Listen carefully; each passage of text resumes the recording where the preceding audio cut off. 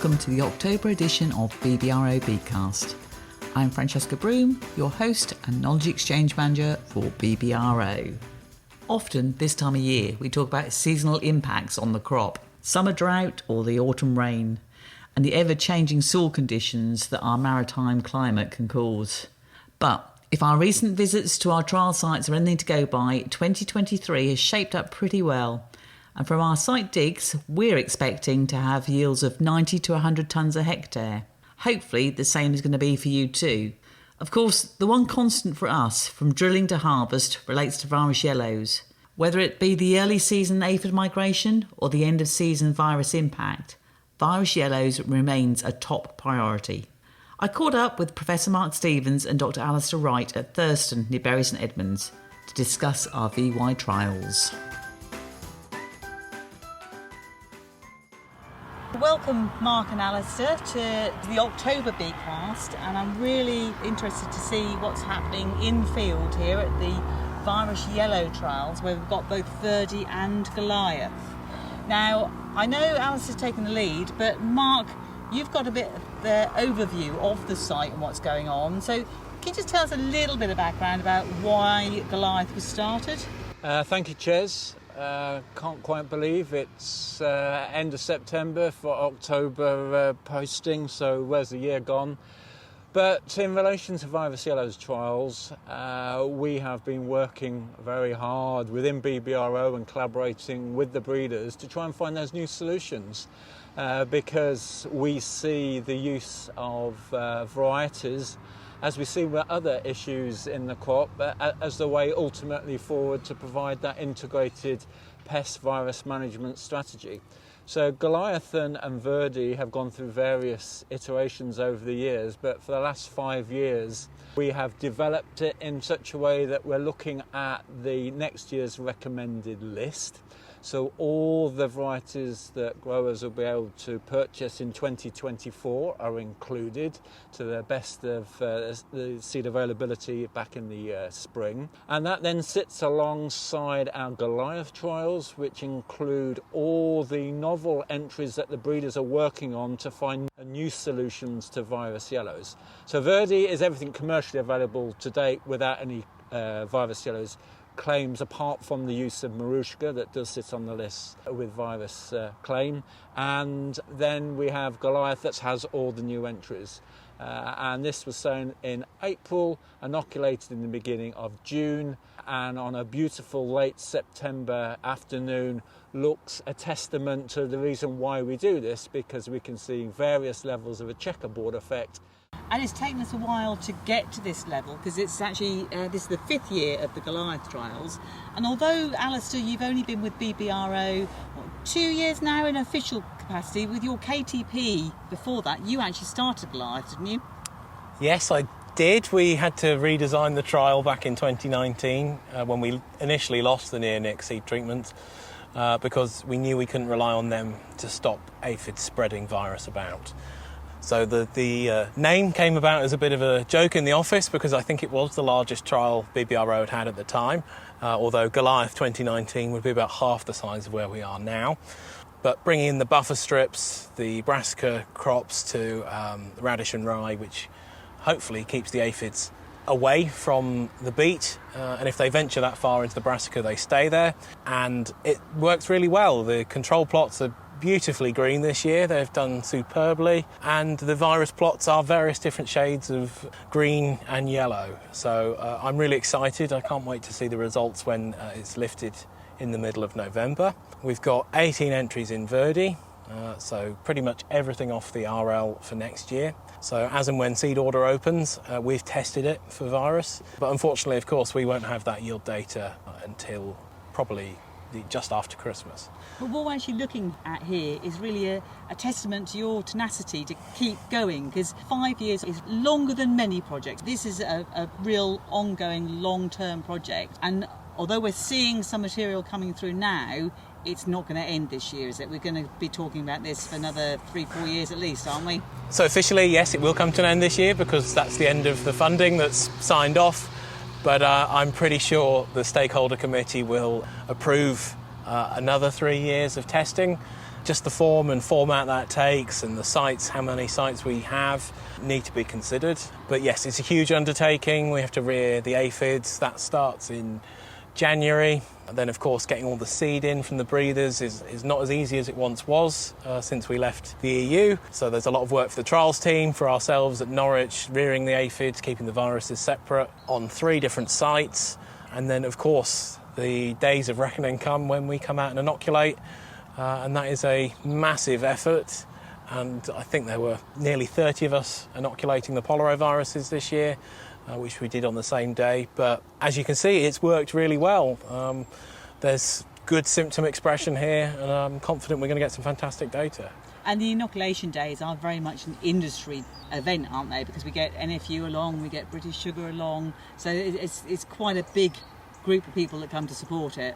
Definitely can't just be Team BBRO because there just aren't enough of us. And of course, once you've contaminated yourself with one of the viruses, you can't go near the other one until the job's all done. So I know once we'd got everything inoculated, we had our fish and chips on that Wednesday, and I did allow people to mingle again, but of course then we couldn't go back in the field for risk of spread. For those that weren't there, it was a little bit being in a world of COVID again. We were all having to keep our distance from everybody. Let's get back to the trial that we're actually looking at, because this is fantastic. I mean, the difference here. And we're looking at the virus symptoms on a lot of varieties that will be for sale in the 2024, for sowing in 2024.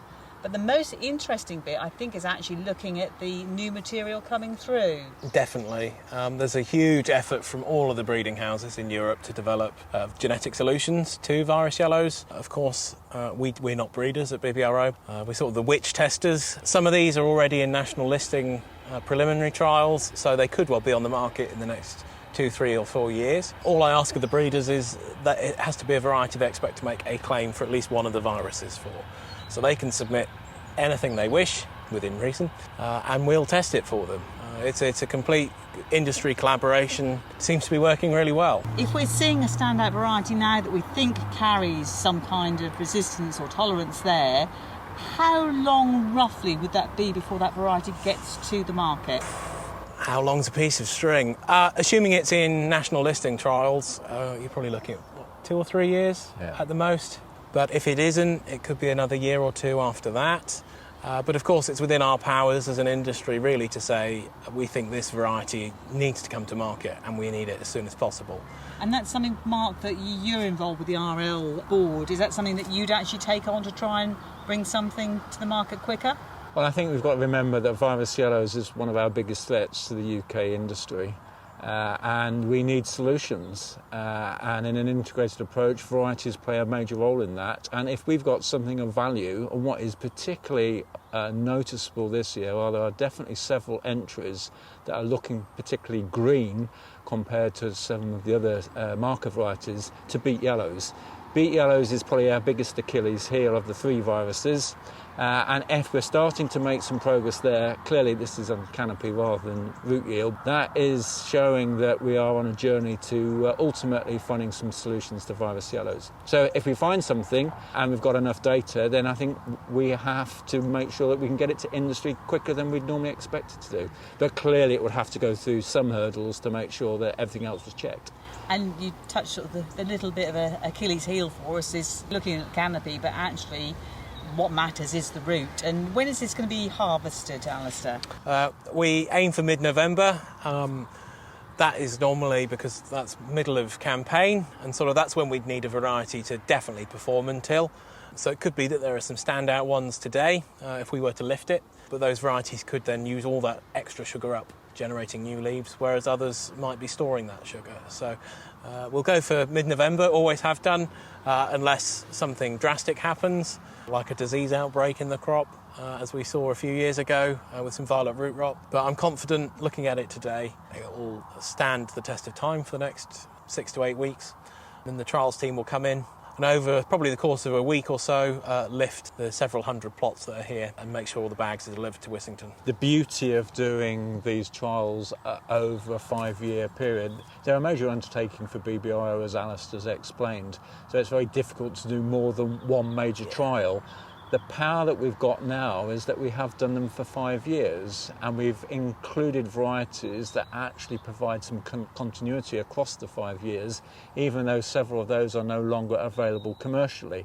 But by having reference varieties in a 5-year period enables us to provide some consistency and comparisons that really help to appreciate the data and ultimately see how progress is being made. And has the soil type been fairly similar across the previous few years?